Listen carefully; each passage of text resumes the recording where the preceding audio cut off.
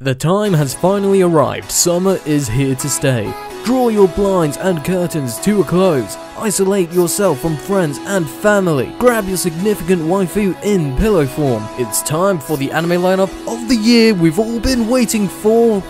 Summer Anime 2015 starts right now!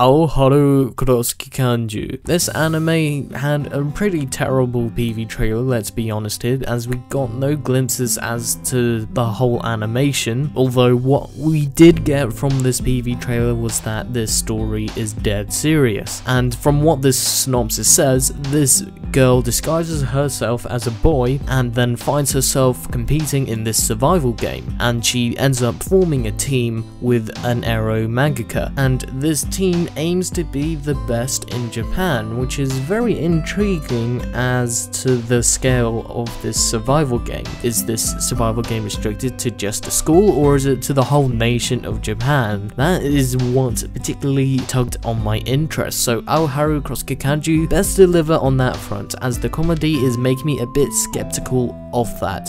Fangasms are echoing everywhere. After seeing this trailer for God Eater, the animation was godly beautiful. I expect no less from Ufotable. However, what was very interesting about the animation from what we see here in this trailer is how there's depth to these character designs, and it looks almost like Ufotable kind of bridged this gap between 2D and 3D, because we can all tell whenever there's CGI or anime characters become 3D. However, in this case, they managed to blend it in together so well with the animation, and it just looks godly beautiful. However, despite it looks, the synopsis here has been done before, I imagine, just under different skins. However, I really do have an interest to see how this war is conveyed, and hopefully it doesn't follow along the Attack on Titan route where every character we get attached to dies. Although I imagine that could possibly be the case, but hopefully the anime shows a unique perspective that we really haven't seen war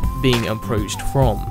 And I have a feeling God Eater has that potential, especially with Ufotable behind it, despite me being biased and all.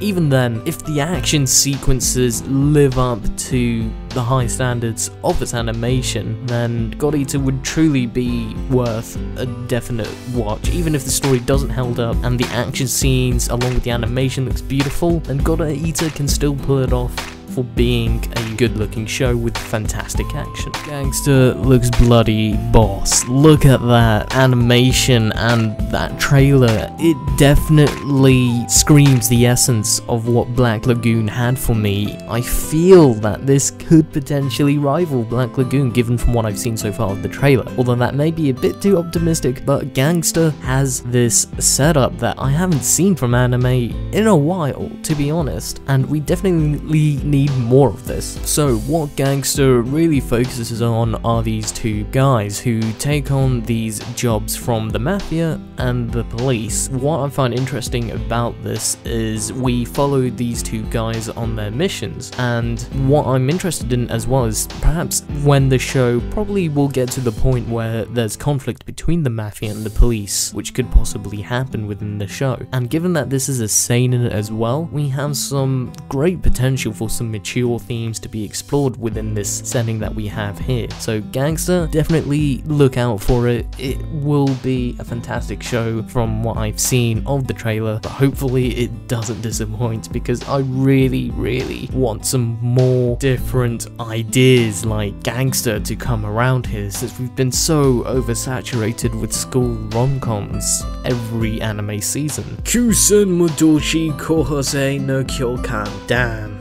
I'm so happy I got that right in one go. Anyway, what I find funny here is that humanity was driven off land by magical armored insects. But anyway, I imagine they are just as every bit as intimidating as the CGI insects from Tegami Bachi. Anyway, this anime revolves around aerial combat mages, and swordsmen. So that's a pretty cool mix, so that you just don't get bored of seeing people just swing around in swords. I mean, we see a lot of that anyway in practically every anime, but it's kind of great to get some mages into the mix as well. And so what the story is about here is that we have a guy who was referred to as the Black Master Swordsman till this elite ace, until he unfortunately became renowned for betraying his team. As a reward for his actions, he becomes an instructor for a particular team that's suffered 10 consecutive defeats. Wow.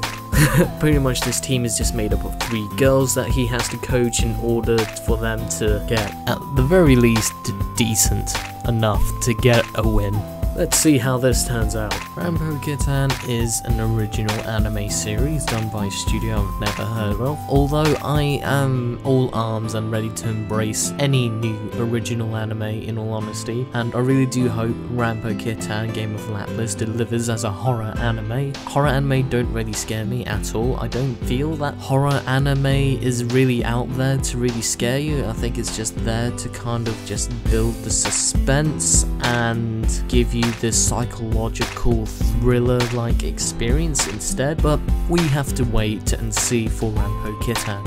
Jokomachi no Dandelion. This anime has some good potential in my books anyway, and so this anime revolves around the daily lives of these 9 siblings who are of the royal family. And what's interesting is that they have powers. What's even more interesting is that they are monitored by 200 surveillance cameras whilst being broadcasted nationwide, and therefore privacy is out of the question. And the other thing to top it all off is that the public will have the ability to elect the next monarch through watching these broadcasts of their daily lives. So I imagine a lot of embarrassing moments are bound to crop up here, especially with 9 siblings who have superpowers here, so we'll have to see where this goes. And the story in this case focuses on the 3rd oldest sister, which is kind of random, but her powers is pretty damn impressive. She can manipulate gravity, although despite that her personality is pretty generic in all honesty from what it says here, as she doesn't also want to be on camera, so that makes things even more dire for her character. But anyway, it's more of a waiting game we have to play here with Jokomachi no Dandelion, but hopefully it'll be a great watch. Jutsuwa Washiwa.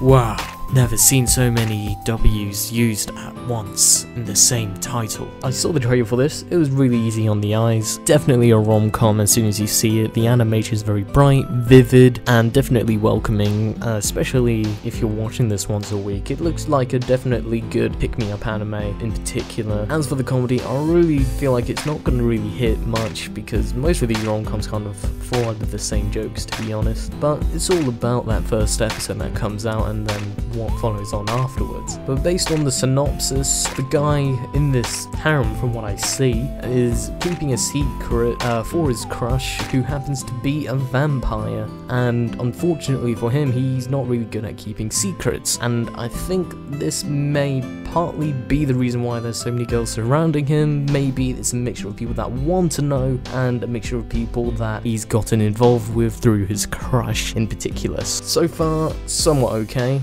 You just really gotta wait on those first few episodes and then I can make a judgment. But for now, tell what the outcome will be, but just don't get expectations too high up for this one.